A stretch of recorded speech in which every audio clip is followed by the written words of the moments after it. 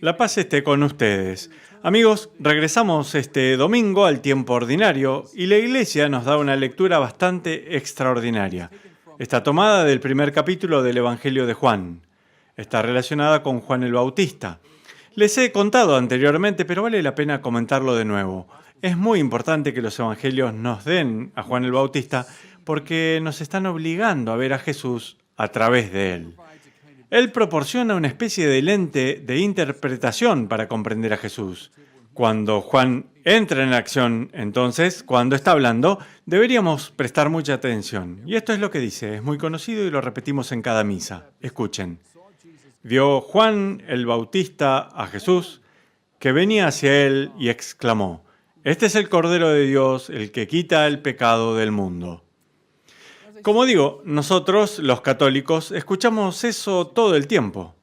Se lo dice en cada misa, pero me aventuraría a decir que muchos de nosotros, muchos cristianos, incluso aquellos que están muy preocupados por la fe, en verdad no saben lo que esta frase significa. Realicé una pequeña encuesta informal hace varios años, donde simplemente preguntaba a un número de católicos, cuando Juan el Bautista dice eso, y lo decimos en la misa, este es el Cordero de Dios, ¿qué piensa que significa eso? Y casi todas las personas respondían, bueno, significa que es gentil e inocente como un cordero. Bueno, sí, quiero decir, está bien, es gentil e inocente como un cordero, pero escuchen lo que dice a continuación Juan. Este es el Cordero de Dios, el que quita el pecado del mundo. No está opinando solamente sobre la inocencia y amabilidad de Jesús. Juan, escuchamos, es el hijo de un sacerdote.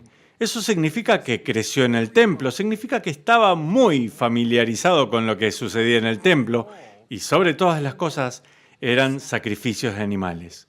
Se dice que si nos trasladáramos en una máquina del tiempo y regresáramos al mundo antiguo, lo que más nos impresionaría y sorprendería sería la preponderancia de los sacrificios de animales. No solo, por supuesto, en el contexto cultural judío, sino en casi toda la cultura antigua. Era una práctica religiosa básica tomar un animal y sacrificarlo como un acto religioso. Nosotros lo encontramos bastante raro. Si Juan hubiera dicho, oh, miren, he aquí este gran maestro moral que quita los pecados del mundo, dándonos una nueva enseñanza moral, diríamos, sí, lo entiendo. O he aquí el gran terapeuta psicológico que nos ayuda a lidiar con nuestros propios problemas personales.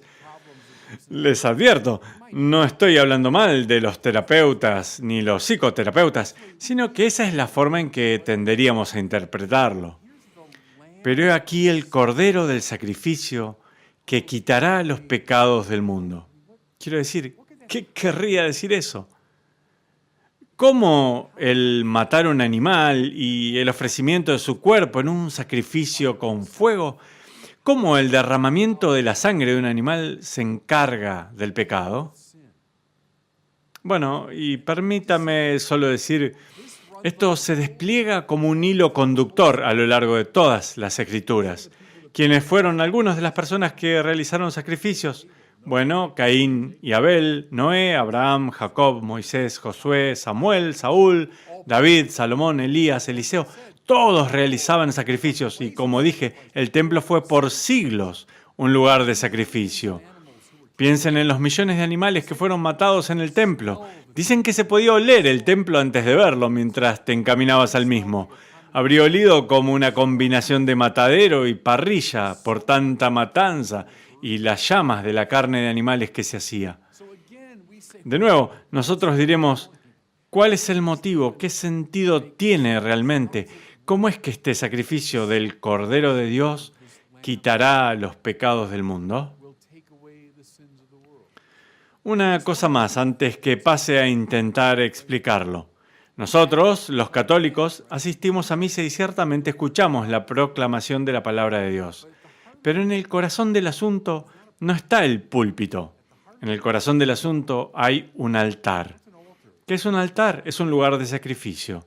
Y el sacerdote, esto es importante, ¿cierto?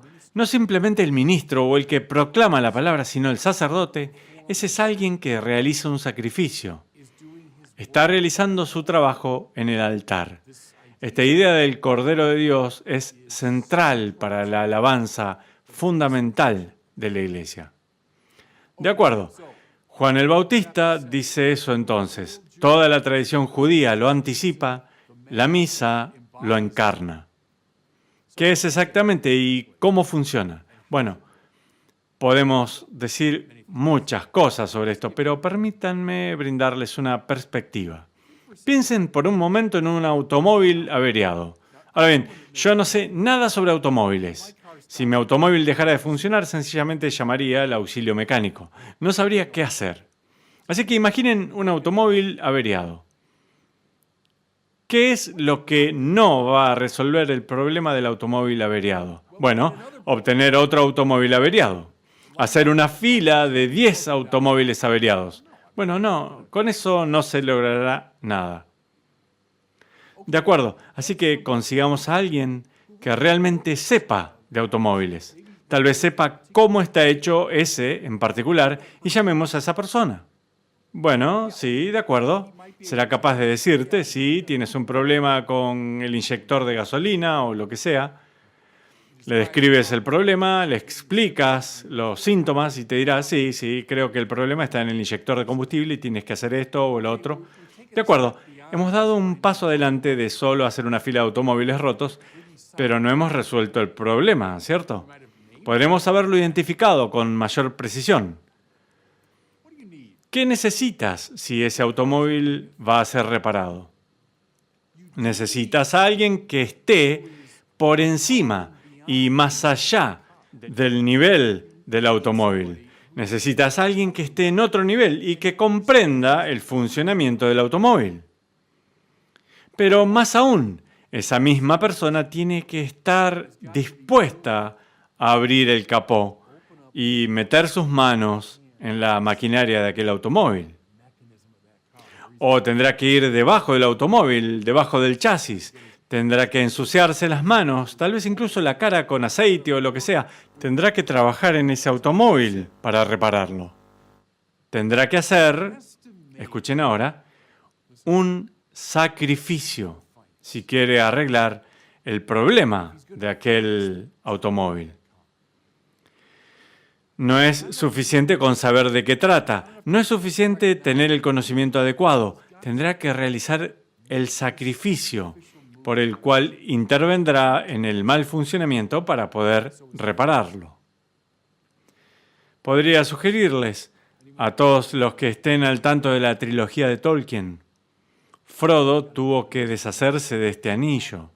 Tuvo que solucionar el problema, pero tuvo que ir directo al corazón de Mordor. Tuvo que ir directamente al corazón de la disfunción para hacerlo. Ahora, piensen en el Señor Jesucristo. Él vino como el Salvador. Salvator en latín significa sanador. Ha venido a resolver un problema. Ha venido a reparar algo que estaba roto. ¿Qué estaba roto? Nosotros estamos rotos. Somos pecadores, estamos patas para arriba. Permanecemos fundamentalmente buenos porque somos criaturas de Dios. Sí, pero hay un problema con nosotros. Todos hemos quedado cortos de la gloria de Dios, dice la Biblia. No hay ningún justo, ni siquiera uno, dice la Biblia. Todos estamos dañados. ¿Qué cosa no resolverá nuestro problema? Reunamos toda clase de personas similarmente dañadas. ¿Eso resolverá el problema? No, no lo hará. Por eso es que traigan a todos los filósofos que quieran. ¿Va a resolver el problema? Bueno, no, porque están dañados tanto como los demás. O traigan simplemente los mejores psicólogos y sociólogos e historiadores. No van a resolver el problema. Traigan a los políticos. Hagan las reformas sociales adecuadas. ¿Qué tan bien funcionó eso, ya que estamos? Miren los últimos 200 años de historia. Es como alinear un montón de automóviles dañados pensando que repararán el automóvil que quieren reparar. No funcionará. Se necesita alguien, en primer lugar, que conozca el problema. Podría sugerir que el creador de la vida humana y del ser humano sería el que mejor comprende el problema. ¿Qué está mal con mi alma? Podría sugerir que es el creador del alma